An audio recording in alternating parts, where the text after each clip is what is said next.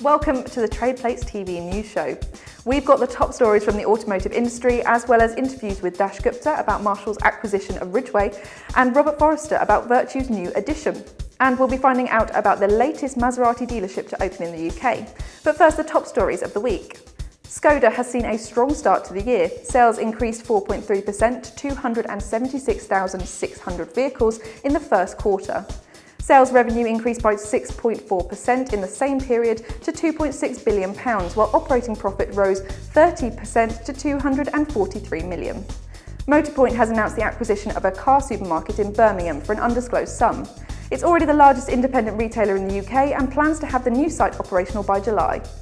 The big news of the moment is Marshall Motor Holdings' acquisition of the Ridgeway Group. The deal cost £107 million, making it the biggest deal of its kind for years. I spoke to Daksh Gupta earlier to hear his take on the deal. It's got the right brands. It's also got a really nice geographic footprint. So if you look at the counties in which it represents the business, the affluent home counties, so Berkshire, Oxfordshire, Hampshire, West Sussex, and also represented in Dorset and Wiltshire. Quite simply, if you can't sell Audis, BMWs, Jaguar Land Rovers and Mercedes in the home counties, quite frankly, we all might as well give up and go home. So great brands, great market, it's got a great culture, very similar to ours. It's a business that I've been associated with for a number of years. I was previously Group MD there. I know a lot of the people there, it's got a fantastic management team there. So in terms of that, it fits really well. The latest Maserati dealership in the UK has just been officially opened by HR Owen in Manchester. It's based in Stockport, sitting alongside the dealer group's existing Lamborghini store. We went to visit them to find out why Maserati is needed in this affluent area of the north. Obviously, Maserati approached us and said there was a possibility to get the franchise, and we were incredibly excited. We quickly realised the potential for Maserati in Manchester being a slightly untapped area at the time. So for us it was a very quick decision, and we moved as quickly as we could to secure. Well, I think without doubt Levante will make the biggest difference to Maserati in 2016. It's a product that we've naturally waited for. I think it's very oriented towards the European market, and I think it will be the thing that creates the most interest in our brand and probably drives a new audience to our brand that will allow us not only to communicate about Levante but also to tell the exciting story of what's happening with Maserati.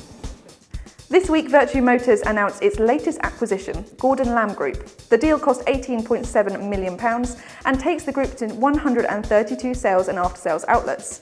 I caught up with CEO Robert Forrester to find out why Gordon Lamb was a great fit for Vertu. Well, it's a very nice series of franchises in a very distinct geographical area.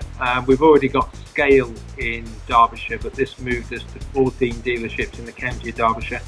And the franchise mix we felt was very beneficial to our portfolio. Clearly another Land Rover dealership, but it brought us Toyota for the first time. It was the first we've had Toyota in the franchise. It gave us additional scale with Skoda. We had one Skoda dealership in Darlington, this gave us an extra two. And another Nissan dealership. And in terms of Nissan, we'd already got dealerships in Sheffield, Ilkeston and Derby, and Chesterfield was sat straight in the middle. In other industry news, Nick Connor, Managing Director of Volvo Cars UK, has been promoted to the position of Chief Executive at Polestar. He'll take up his new role at Volvo's performance arm on July 1st, where he'll be responsible for the growth of the brand. JCT 600 has reported another year of revenues breaking the £1 billion mark. Sales rose by 12% in 2015, while pre-tax profit exceeded £18 million despite continued pressure on margins. Lookers has reported a strong first quarter with total gross profit increasing 23%, with a particularly strong performance in the critical plate change month of March. Used car volumes also continue to grow, particularly thanks to an increased number of leads from the group's upgraded websites. Over in Exeter, Bristol Street Motors has invested £600,000 in the relocation and refurbishment of its Hyundai dealership. The investment includes the renovation of the workshop area and has allowed the group to introduce a brand new van centre adjacent to the site. That was your news for the week. Catch up with previous episodes by clicking the box to my right now, or head over to tradeplates.tv for more videos.